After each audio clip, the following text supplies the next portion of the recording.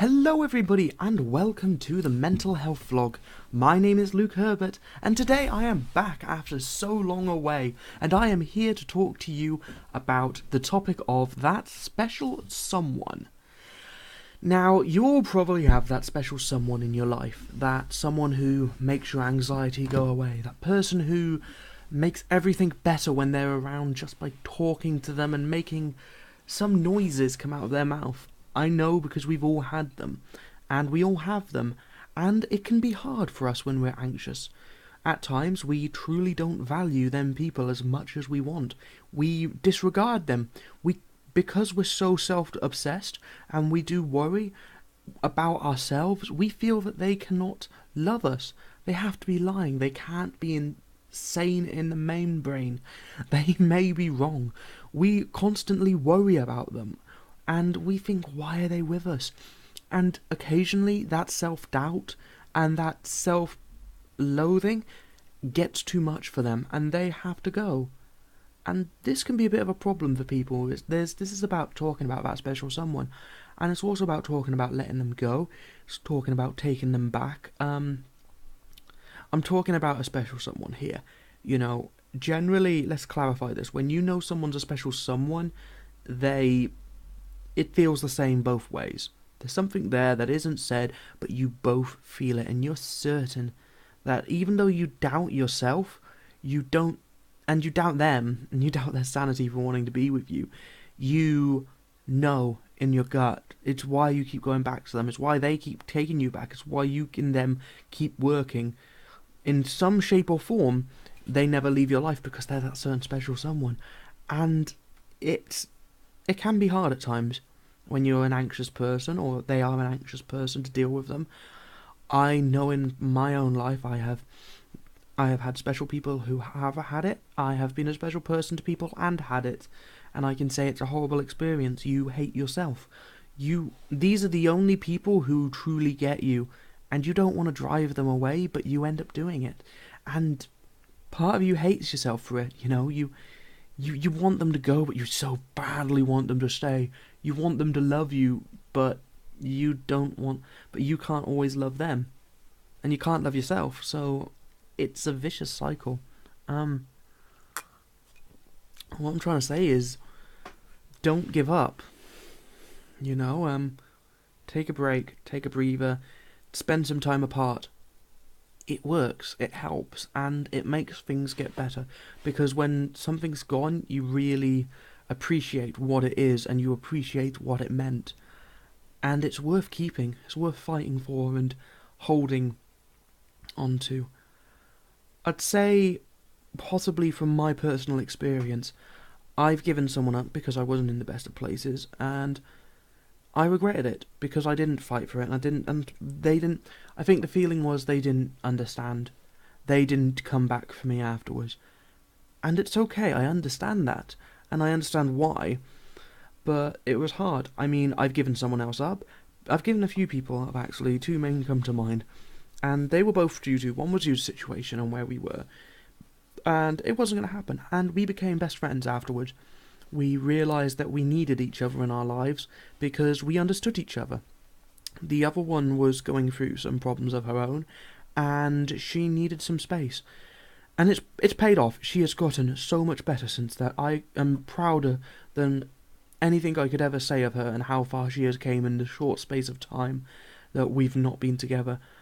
And I had to take care of myself a bit, you know. I was spending so much time focused on her that I wasn't actually looking at myself and looking after myself, you know. I was worried. I always worry about her, but I was worried about her to the point of panicking. I was worried if she was going to be okay without me. You know, she was the kind of person who never really talked to me unless I spoke to her, and I understood that was just a character in her, you know, but it was, when she was at her worst, I was scared, and I didn't want to have to keep talking to her, because I didn't want to be needy. But I needed to know, and it was a vicious cycle of self-destruction. So since then, she's got a lot better, and now I worry about her, but I don't worry about her in the same vein. You know, it's hard to elaborate on. I don't want to go into details, because it's not fair, but it's hard to say without words. But the fact is, I'm a lot less worried about her. So what I'm trying to get on with is that we all have them special people. And we love them special people to the ends of the earth. And we don't want anything bad to happen to them. We don't want them to be around us because we think we're bad. But I've got something to tell you guys. You're not as bad as you seem to think. You're actually pretty alright. And if someone loves you enough to stand by you through the hardship, the anxiety, and the difficulty in whatever form, maybe it's a partner, maybe it's a ex, maybe it's a friend, maybe it's a family member. You know, if someone's willing to love you despite your problems, then they are a special someone, and you should fight with all your power as much as to make yourself better, but to accept that they're not going anywhere. You know, the worst thing you can do is constantly become so self-obsessed that you drive away the people who matter. And the best thing about the people who matter is, even if you do drive them away, once you realise and you go in with the knowledge, if they really are that special, they will take you back. And if they don't, then they're not that special and they're not worth it. You know, the people who have you at your worst deserve you at your best. That's a very cliche term, but it's so true. The people who ride with you through all the heartache, the problems, the upheaval, you know, they deserve to see you when you succeed. They deserve to be with you when you are soaring through life. And I think that's something that's not emphasized enough. These people deserve it. And they're worth it, you know. If they're doing all this for you, it's worth giving them it back. So I say to you, if you have a special someone in your life, let them know. Tell them what they mean to you. Tell them how much they matter, because they probably never hear it enough. They know it, but they don't hear it. And if you're the kind of person who's afraid of maybe isolating yourself and pushing these people away, don't be afraid to reach out. You're already hurting, so what's going to stop you? If they hurt more, fine. You're still hurting. If it's better, then it's great, you know. At the end of the day, you're already feeling crap. Feeling a bit... You're not going to feel any more crap from not knowing, from that, but you are going to feel better if it's good. And then there's only up. I'm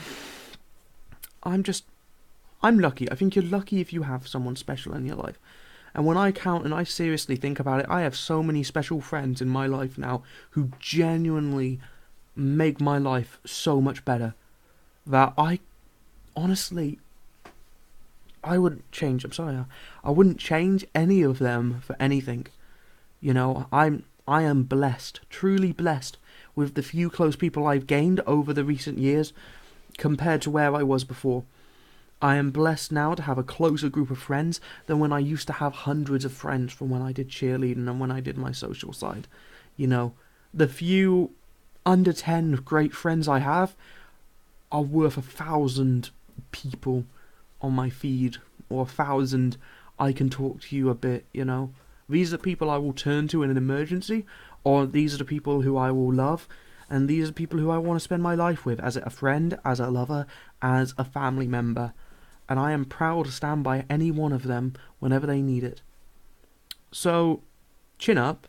It's not going to be that bad. We can get through this, and you have a network there of people who can help you get through it. So all I'm trying to say is, don't worry. You're not that bad, because someone somewhere loves you. And if not, I love you. I love you for just who you are. Okay? So, that's been me for this week's anxiety, mental health vlog. Sorry, mine went blank there. I will be talking to you again soon. Hopefully I'll have a video out later in the week. I also have a couple of podcasts coming up, so we're going to try and do that. Okay, so my name has been Luke Herbert, and as always, see you next time. Bye.